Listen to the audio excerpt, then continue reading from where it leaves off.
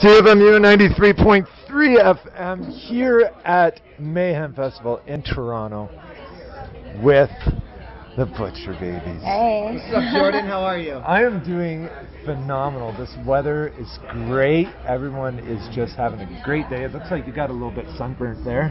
Well, yeah. It's been accumulating over the last week of Mayhem Festival. Yeah, I don't shower, so it just keeps going and going. So it's just pretty much sleep, don't shower, eat. You forgot the drinking part. There's a lot of drinking involved in that as well. The drinking. And Jägermeister is your favorite choice. Yeah, it actually is. How did you know that? I've been actually studying a lot upon you guys. So I really know, like, not a fair lot, but I know quite a bit. But the thing is, I wanted to show you first off, I made this picture for you. And that was when you guys came to Hamilton. Cool. Oh, awesome. And I just designed this photo for you, and I thought, I wanted to really show it to you guys. You got your approval and thank you. That's a picture right there. And Cool. It's so dark on my side. I can barely see it. Yeah. Dark And the crazy thing about it was that I was so far back, I really had to zoom in, and I was like, I'm glad they brought out cubes with light underneath them because it just worked out. Those are our ego boxes right there. Is that what you call them? That's what they are. Any singer that stands, those are ego boxes. Really? Yeah. I never knew that. That's a part of That's the proper name. Wow, that's crazy. If you had any place in the world to do a concert, where would you choose to do one? Well, you know what? I would go to. Never been to Australia. I would go to Australia, and I'd love to do the Soundwave Festival. That's a big popular event that's really actually going great Right. for the time being. So I would love to go there. Yeah. Mhm. Have you ever been to Australia without touring? Nope. Never been to Australia. Yeah. Yep. So We can't afford that kind of stuff. We're broke musicians. Come on. Broke musicians. Fancy trip. Yeah, I doubt that very much. What would you do? I got a chance to go to Wacken with Heidi, and we did some reporting over there, and it was so much fun. I'd love to play the Wacken Festival. Right. Wacken, that's great. Have you ever wanted to bring blood into your performances and spray the audience? We did that. We started off like that. Actually, our bass player, Jason, used to have a blood squirting bass. Okay. So, but you know what? It's funny. Venues don't really like that for some reason. They don't like to get blood all over their shit. I don't know why. That is really odd. Yeah. I find that odd. And we used to do that, but it's hard. You can't get blood all over everything because first of all, you can't stain people's clothes. You can't ruin a club, just to play a show. But we did do that. It was a lot of fun. That's impressive. It malfunctioned one night, and we have a song. There's blood everywhere. There literally was blood everywhere. It was spraying all over my drums. It was all over my heads, all over my cymbals and everything. And now I'm just like, that's what I like. I like it to be all bloody. But like Jason, that's enough. It's enough, and he wouldn't turn it off, and we realized he didn't know it was still going off. He was just shooting everywhere on stage. Did any of you have a job as a butcher growing up? I was a mortician. Does that count? Really? And you know what the crazy thing is? Jonathan Davis was a mortician growing up. I don't think he was a mortician. I think he worked in a morgue. Yeah, in a morgue. That's which is different. I went to school to be a mortician. So really? I'm a certified embalmer and funeral director. When I die, can you burn me? Can you literally shove me in the tomb? You want me to cremate you? Yes. I do not want to be buried and come back as a flesh-eating I think zombie. that cremation is definitely the cleanest way to go. It is, and you can do anything you want with my ashes. You can just drop it in the water or something like that. You can do pretty cool stuff. You can make diamonds out of them, jewelry. Yeah, for sure, totally. Shoot them up into space. Yeah, I don't think I'll get that far. Just attach me to a rocket or something like that. And that's the farthest I'll get. Any thoughts of you two doing a horror movie? Heidi and or the whole band? Heidi and I, we have done a lot of acting and stuff, so it'd be fun. It's always fun, but music. The reason that we don't act and that we play music is because this is what we love. So, if we got offered something, we would turn it down, I'm sure. But music is where our heart's at. Okay, that's very good. Since you have done a tour with Marilyn Manson, is there another band in mind that you would like to tour with? Gosh, there's so many good ones. Slayer, Pantera reunion, Rob Zombie, solo tour with Rob Zombie would be awesome.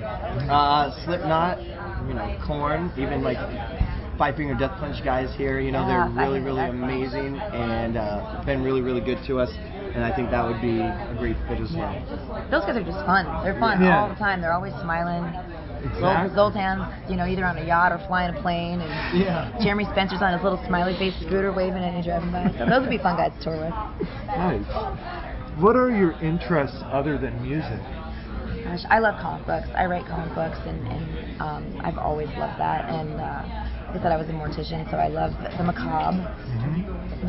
For me, it's always been surrounding myself in music and even like comedy movies. Ace Ventura: Pet Detective and like anything Will Ferrell.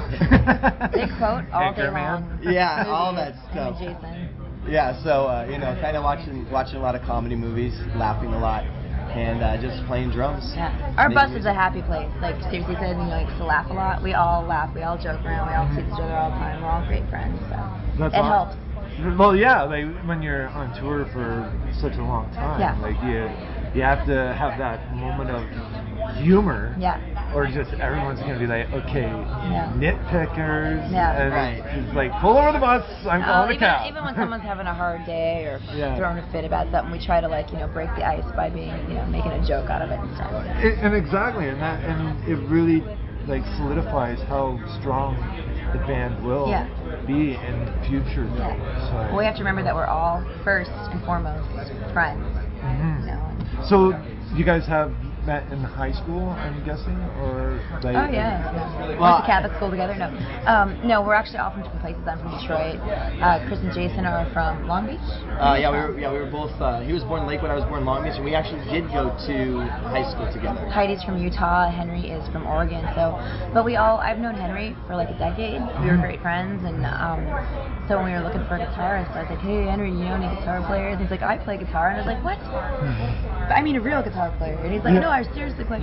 And he came by and he was perfect. He was awesome, Henry and I used to go to my sugar shows together, so I knew he was metal. Awesome. Jason bought me a drink at a bar one night, and we started talking, and he said he was a bass player, and I was like, do you have a band right now? We need a bass player. And so I hooked him in, and then this guy used to come see me and Heidi play in a cover band that we were in. That's how I know Heidi. We played together for about, we've known each other for 5 years. We played in this cover band together, and he used to come watch us play.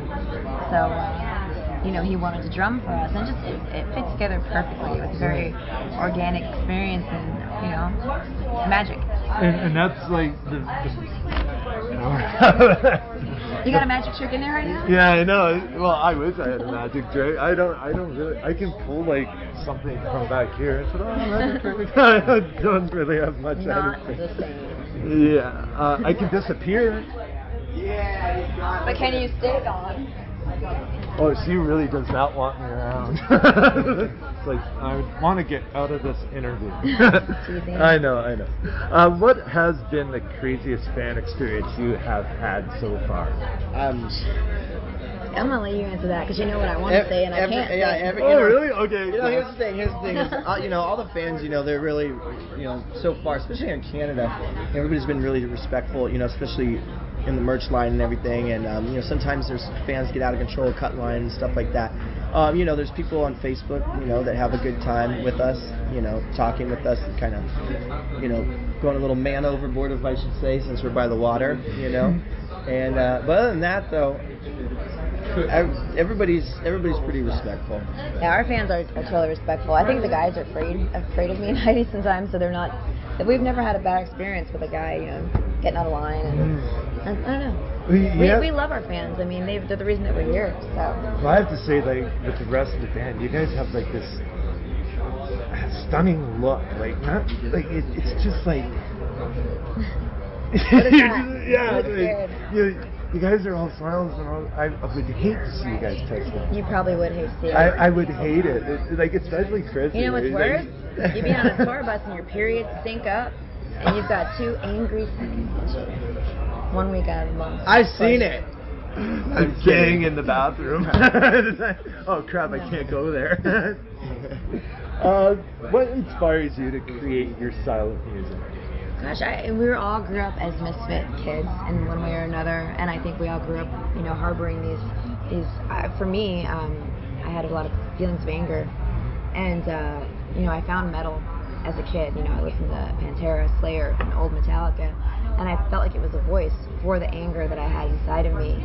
And it's a healthy way to get it out. I feel like creating it is a healthy way to get it out. And do you feel like when you're on stage and when you're playing the drums, that's when your most deepest emotions do arise, without like explaining to people like what you're going through, but like I think a lot more.